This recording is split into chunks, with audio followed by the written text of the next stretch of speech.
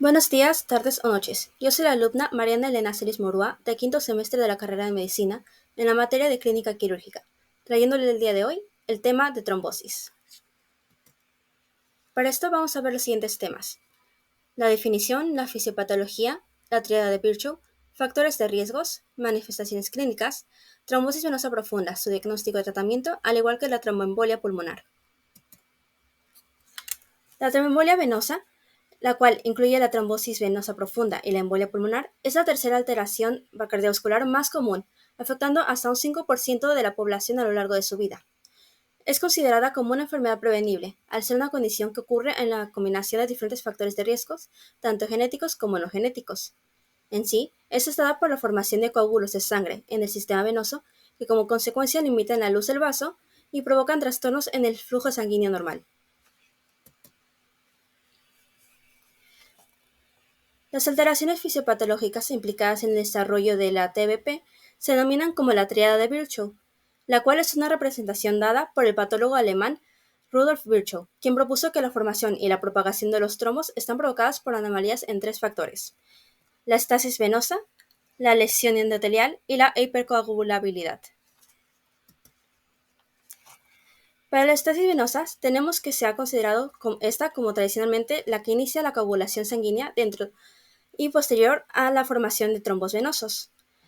Entre estos motivos tenemos a la inmovilidad, la compresión venosa, la obstrucción venosa por tumor, sobrepeso o embarazo, así como la presencia de un catéter permanente. Por el lado de la lesión endotelial, esta tenemos como ejemplo a la compresión mecánica por las tumoraciones neoplásicas, pero también podemos considerar a la cirugía, traumatismos, punciones venosas, insuficiencia venosa o fumar. Por el lado de la hipercoagulabilidad, se asocia con un desequilibrio entre factores pro y anticoagulantes. Como otros, tenemos a la obesidad, los anticonceptivos orales, fumar, neoplasias, uno que se considera genético, como el factor 5 de Leiden, el embarazo y el periodo periparto. La tromboembolia venosa se caracteriza por el desarrollo de trombos en todos los territorios venosos, aunque es más frecuente encontrarlos en los bolsillos formados en las válvulas y senos venosos dilatados de los miembros inferiores, donde tiene una estructura laminar primordialmente constituida por los elementos formes de la sangre y fibrina. En las primeras fases de crecimiento, el trombo no está bien adherido al endotelio subyacente, y es entonces cuando existe el mayor riesgo de dislocación y en consecuencia de tromboembolia pulmonar. Considerando que es el vaso el que expresa receptores endoteliales de proteína C, inhibidor del factor tisular, trombomodulina y protoglucanos tipo heparina,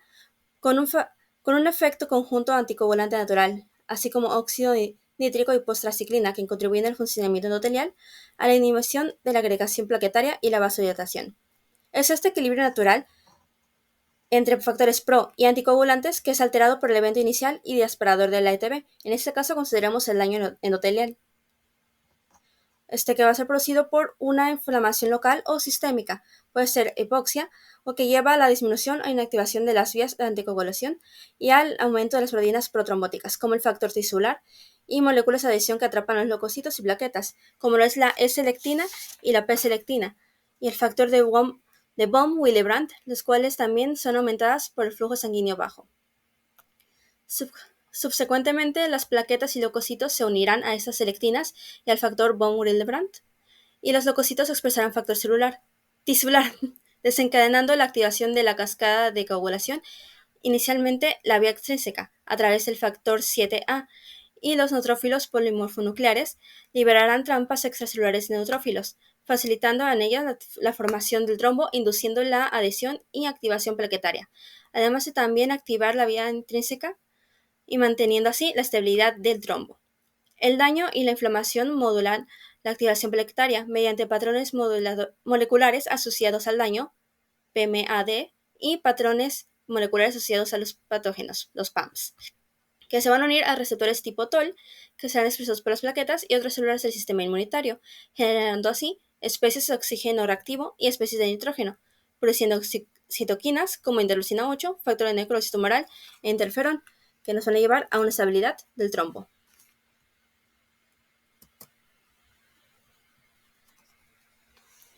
Existen múltiples factores de riesgo que pueden aumentar la probabilidad de desarrollar trombosis venosa. Los factores de riesgo se dividen en dos categorías principales, las heredadas y las adquiridas.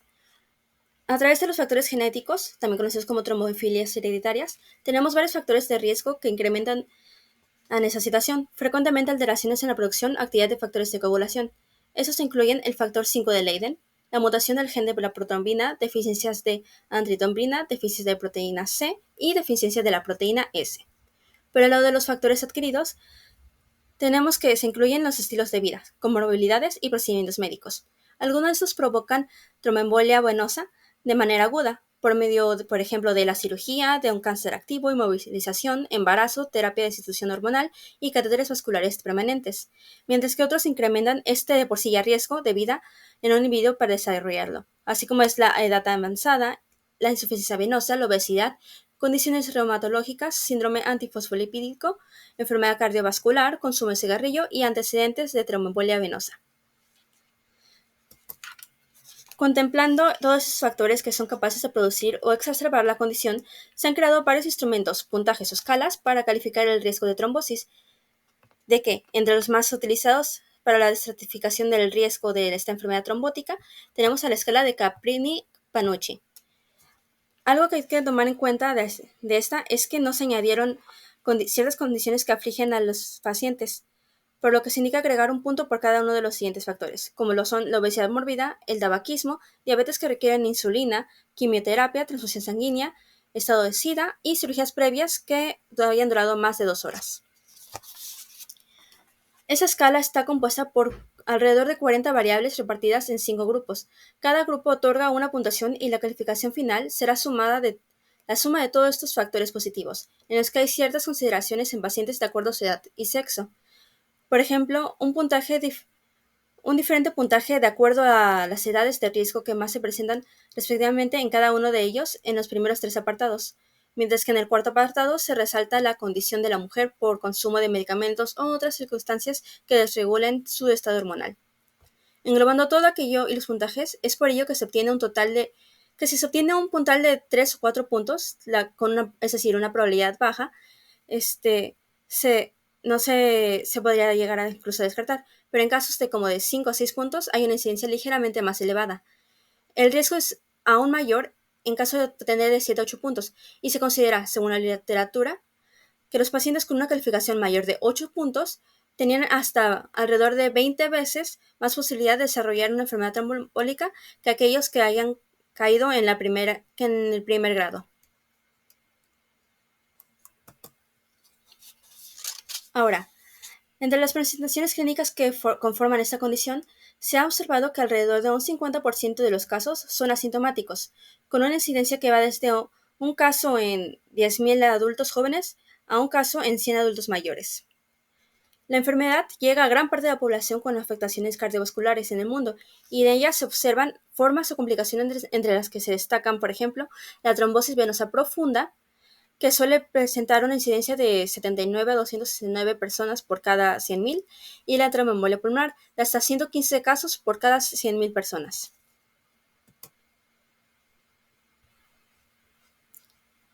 Y aquí que la trombosis venosa profunda es considerada como una enfermedad multifactorial que cuenta con un componente genético y puede presentarse como una complicación importante de las condiciones clínicas, como lo son el trauma, intervenciones quirúrgicas recientes, periodos prolongados de inmovilidad, entre otras situaciones.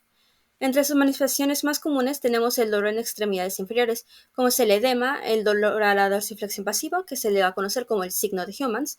el eritema, calor local, venas superficiales prominentes y cianosis periférica. En caso de una trombosis venosa profunda,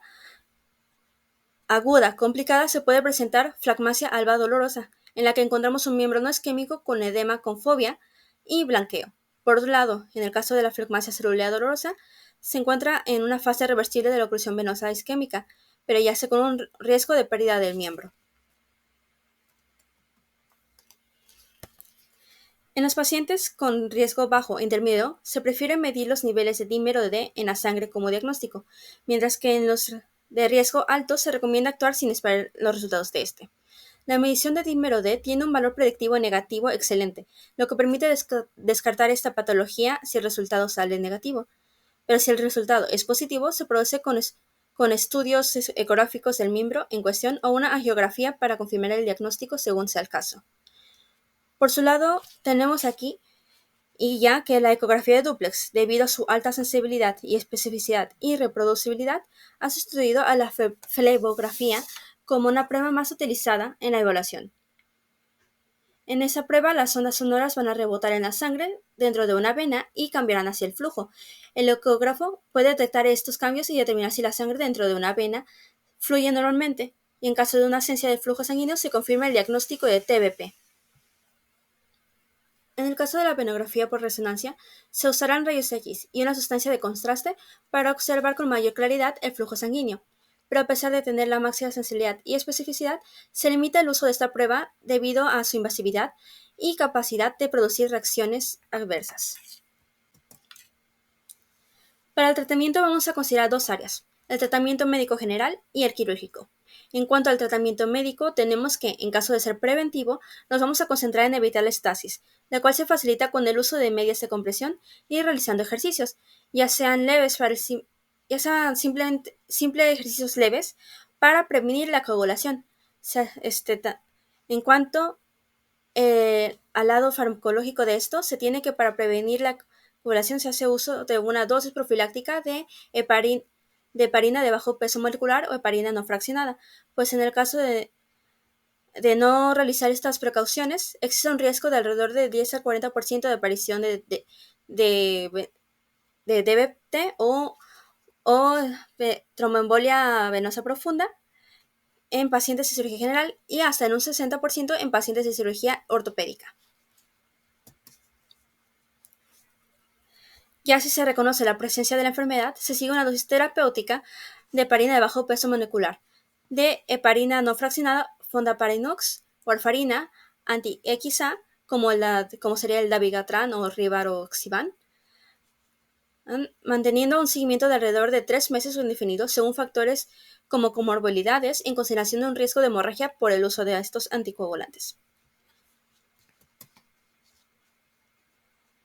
En cuanto al tratamiento quirúrgico, tenemos que los filtros de vena cava se utilizan con éxito para la prevención de la recurrencia de TEP.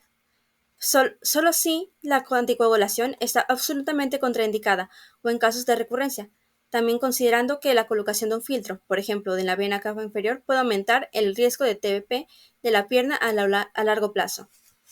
Siguiente a ello tenemos que en la trombólisis dirigida por catéter, la reperfusión mecánica se basa en la introducción de catéter dirigido hacia las arterias pulmonares por vía femoral.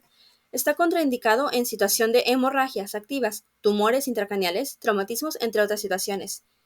Y ya en sus complicaciones se podrían presentar el riesgo de hemorragia y retrotrombosis, es decir, la reaparición de un trombo del mismo sitio de aparición y tratamiento previo. Por último, tenemos a la trombectomía, la cual es una intervención mínimamente invasiva a la extracción, manejada incluso en los casos de edema venosos, pero que aún presenta posibilidades de retrombosis.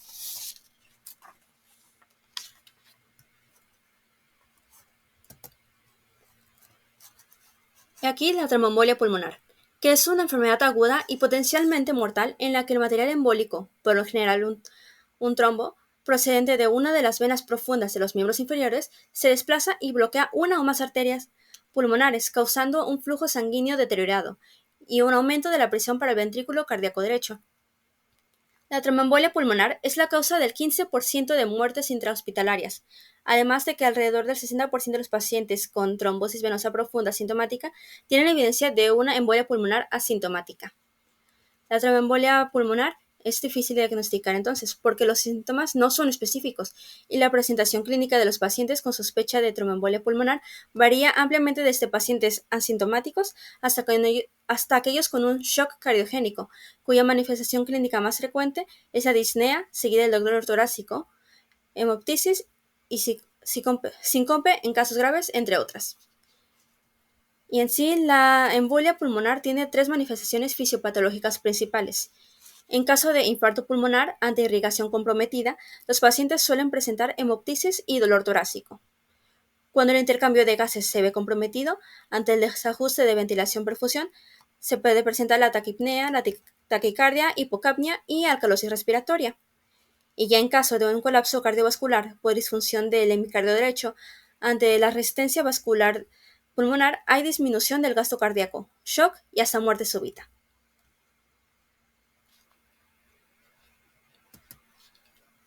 Como ya sabemos, la tromboembolia pulmonar es una forma de tromboembolia venosa que es común y a veces mortal, solo que esto se puede clasificar de distintas formas según su fisiología y patrón temporal.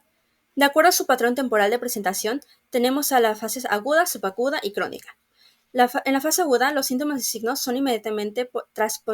obstrucción de vasos pulmonares, mientras que en la subaguda el desarrollo de la TEP es tras días o semanas de la obstrucción. Ya por parte de la TEP crónica, hay un desarrollo lento de estos síntomas de hipertensión pulmonar a través de los años. También podemos considerar una clasificación según su estabilidad hemodinámica, en la que podemos encontrar la TEP hemodinámicamente inestable, en la que se presenta hipotensión, ya sea como una presión arterial sistólica menor a 90 milímetros de mercurio o una caída de la presión arterial sistólica mayor o igual a 40 milímetros de mercurio desde el inicio durante un periodo mayor a 15 minutos. O bien también tenemos hipotensión que no se explica por otras causas como ya sean como la sepsis, arritmias, infartos agudos de miocardio o hipovolemia. Esta puede ser causada por TEP estable en caso de enfermedad cardiopulmonar subyacente. Y cabe decir que la muerte por TEP hemodinámicamente inestable a menudo ocurre dentro de las primeras 2 horas, permaneciendo elevada hasta 72 horas después de la presentación. Por otro lado, la TEP hemodinámicamente estable, en la que los pacientes presentan una leve sintomática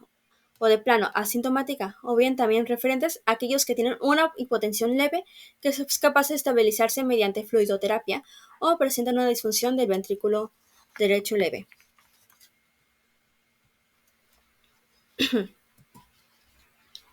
Ante la sospecha de un paciente con TEP, se lleva a cabo una estrategia diagnóstica basada en la combinación de escalas de probabilidad clínica, exámenes paraclínicos, como el dímero D, y exámenes de imágenes, como la angiografía pulmonar por tomografía computarizada, entre otros. Entre las escalas de probabilidad se destaca la escala de Wells, la cual es utilizada para estimular el riesgo de desarrollar TBP y estratificarlo en bajo, intermedio o alto según sea la puntuación. Esta escala incluye signos, síntomas y factores de riesgo asociados a la trombosis venosa, que permiten orientar la sospecha de TBP. Entre los criterios tenemos, por ejemplo, aquí a los síntomas clínicos de TBP, que nos va a dar un puntaje de 3 puntos, al igual que otros diagnósticos menos probables. Por el lado de una frecuencia cardíaca que sea mayor a 100 latidos por minuto, tenemos un puntaje de 1.5, al igual que de una inmovilización igual o mayor a 3 días o una cirugía 4 semanas previas.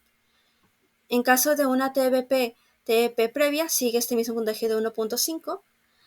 y por consiguiente tenemos a la hemoptisis o una malignidad en un total de 1 punto cada una. Aquí ya tendremos que habrá probabilidades de acuerdo al puntaje final, como lo es la probabilidad alta, con un total mayor a 6 puntos, en los que se van a aplicar los criterios de PERC, que van a ser también conocidos como los criterios de descarte de embolia pulmonar, que van a ser esos de una edad menor a 50 años, hay que la frecuencia cardíaca menor a 100, entre otros. Para la probabilidad moderada, vamos a considerar una medición de dímero D, que cuando sea menor a 500 miligramos por mililitro no se requerirá más estudio, pero si superan estos 500 miligramos se realizarán pruebas de imágenes. Y ya en caso de una probabilidad alta, vamos a acudir directamente a la angiografía pulmonar por TAC y otras pruebas de imágenes.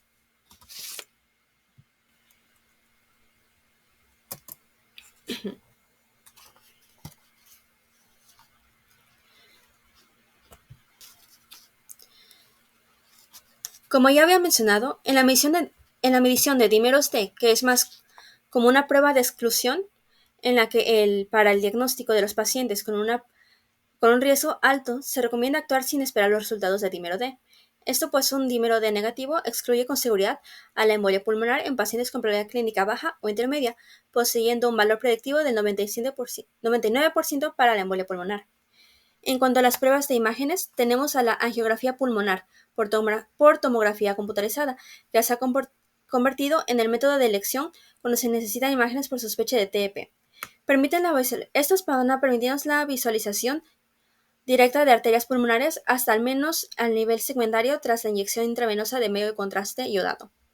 Mientras que para la gammagrafía pulmonar, que es una técnica no invasiva que permite un diagnóstico indirecto de TEP, los resultados de exploración se clasificarán en estas tres categorías: normal, alta,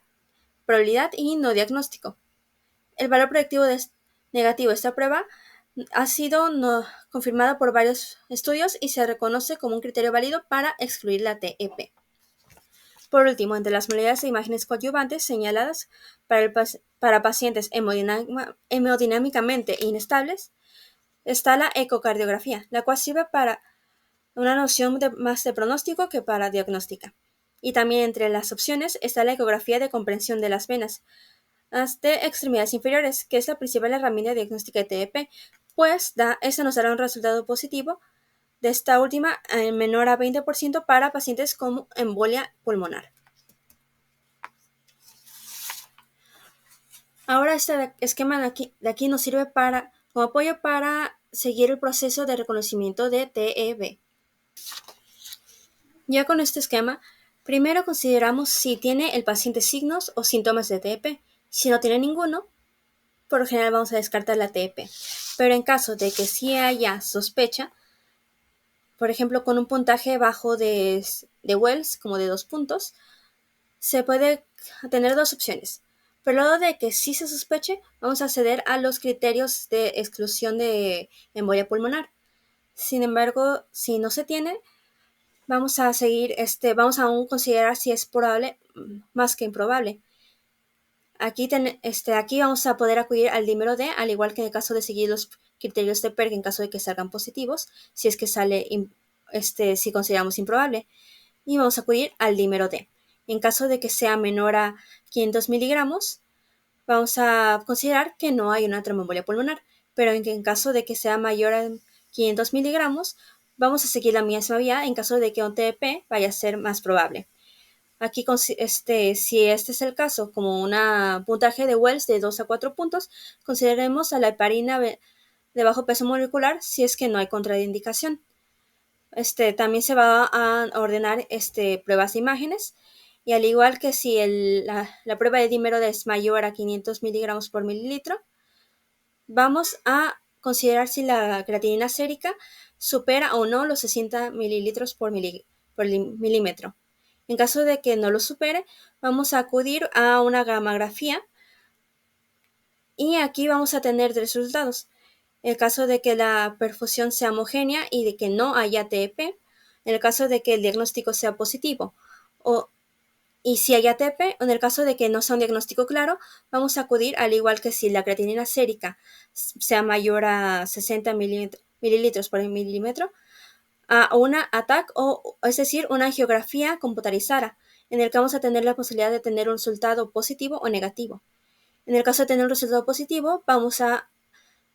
incluir al TEP como nuestro resultado. Sin embargo, si es negativo, vamos a acudir aún así a un ultrasonido por comprensión y vamos a considerar si nos sale positivo o negativo a TEP. Y así podemos excluir con este esquema si tenemos un TEP en nuestro paciente.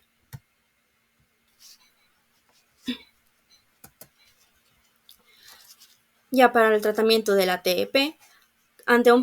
paciente con probabilidad media alta de TEP, se debe iniciar anticoagulación mientras se espera el resultado de las pruebas diagnósticas. Habitualmente esto se realiza mediante el uso de heparina de bajo peso molecular, fondaparinux o heparina no fraccionada, siendo los dos primeros, es decir, bajo peso molecular y fondaparinux, los más preferibles debido a que conllevan un menor riesgo de hemorragia y trombocitopenia inducida por esta heparina, además de no requerir monitorización con niveles de concentración de anti-XA. Actualmente el uso de heparina no fraccionada se restringe a los pacientes con inestabilidad hemodinámica y está recomendada en pacientes con disfunción renal. u obesidad grave y se ajusta por el tiempo de tromboplastina parcial activado. Además, si se prescribe de heparina de bajo peso molecular en pacientes con creatinina consideramos 15 a 30 mililitros por minuto, se requerirá un ajuste del esquema de dosis. Ya la anticoagulación con heparina no fraccionada o de bajo peso molecular debe continuarse durante al menos 5 días.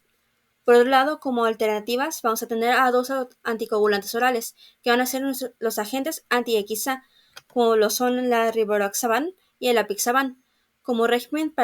de anticoagulación en pacientes hemodinámicamente estables. El tratamiento inicial con fármacos anti-XA va a cortar la estancia en el hospital y no va a aumentar las complicaciones, por lo cual estos nuevos anticoagulantes se están considerando mucho en el campo. Ya para el tratamiento quirúrgico, contamos con la trombólisis por catéter, en la que la reperfusión mecánica se basa en la introducción de catéter dirigido hacia las arterias pulmonares por vía femoral, de la que se sabe que una mejora significativa en la hemodinámica cardiopulmonar con trombólisis. Ya en los casos de embolectomía,